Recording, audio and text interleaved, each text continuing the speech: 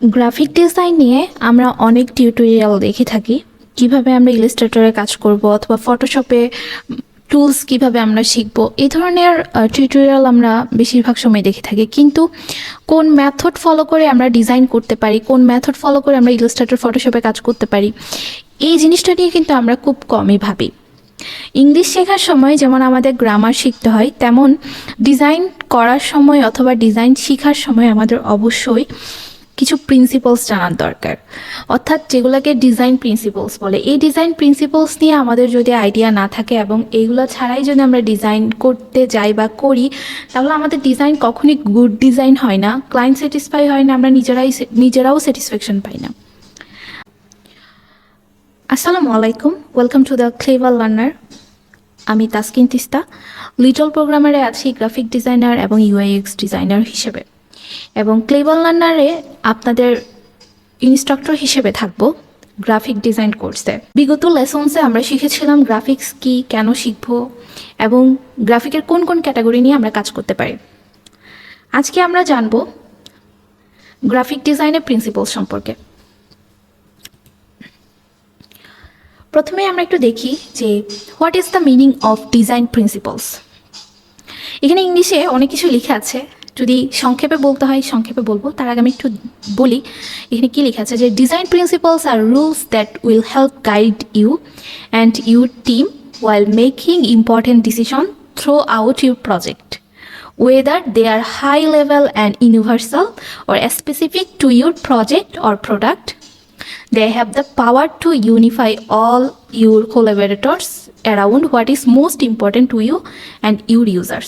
অর্থাৎ এখানে যেটা বলছে সেটা হচ্ছে কি, গ্রাফিক ডিজাইন প্রিন্সিপালস হচ্ছে একটা রুলস যেটা আপনাকে অথবা আপনার টিমকে হেল্প করবে কোনো ইম্পর্টেন্ট ডিসিশন থিঙ্কিং করে একটা প্রজেক্টকে কমপ্লিট করার জন্য এবং আপনার ইউজার নিড ফুলফিল করার জন্য। আমি যখন থেকে গ্রাফিক ডিজাইন শিখছি তখন থেকে বিভিন্ন ভেদে বা বিভিন্ন সেক্টরে অনেক প্রিন্সিপালস পেয়েছি।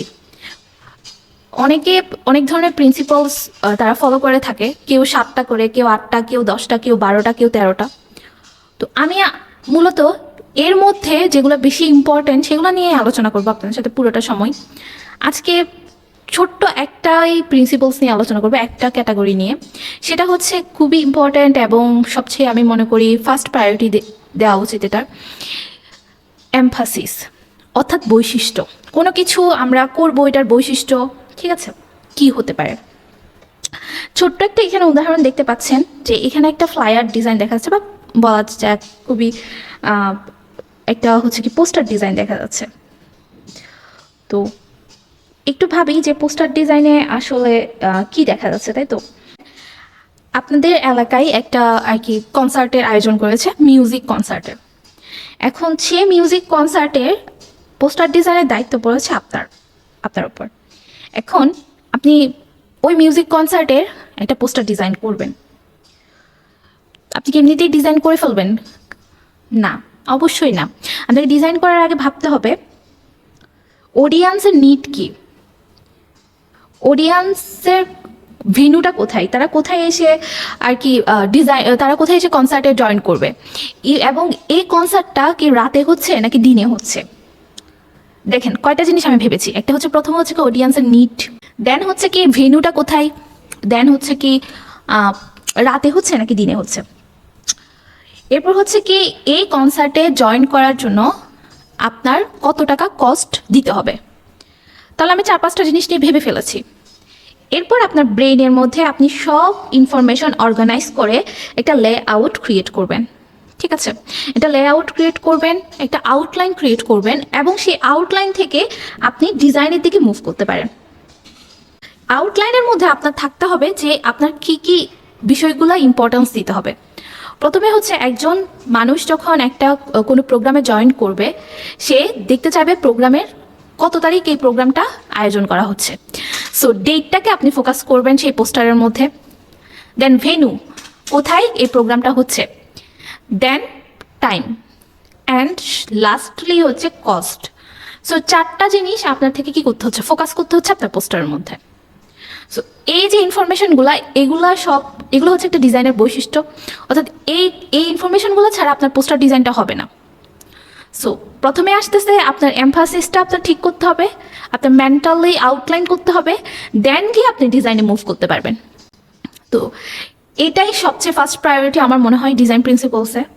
আশা করছি আজকের ভিডিও থেকে আপনারা কিছুটা হলেও শিখতে পেরেছেন যে আমরা কোনো একটা ডিজাইন করার সময় প্রথমে আমাদের কী রুলসটা মেনটেন করতে হবে। ইনশাল্লাহ নেক্সট ভিডিওতে আপনারা আরও অনেক কিছু শিখতে পারবেন। সে পর্যন্ত সাথেই থাকবেন, ধন্যবাদ। ভিডিও শেষ করার আগে আপনাদের সাথে আরেকটা ব্যাপার শেয়ার করতে চাচ্ছি। আমাদের ক্লেভার লার্নার ইনস্টিটিউটে UI UX এবং গ্রাফিক ডিজাইনার রেজিস্ট্রেশন চলছে। আপনারা কেউ যদি ভর্তি হতে ইচ্ছুক হন অবশ্যই আমাদের সাথে যোগাযোগ করবেন। আমাদের ফেসবুক পেজ ক্লেভার লার্নার। সবাই ভালো থাকবেন। আসসালামু আলাইকুম।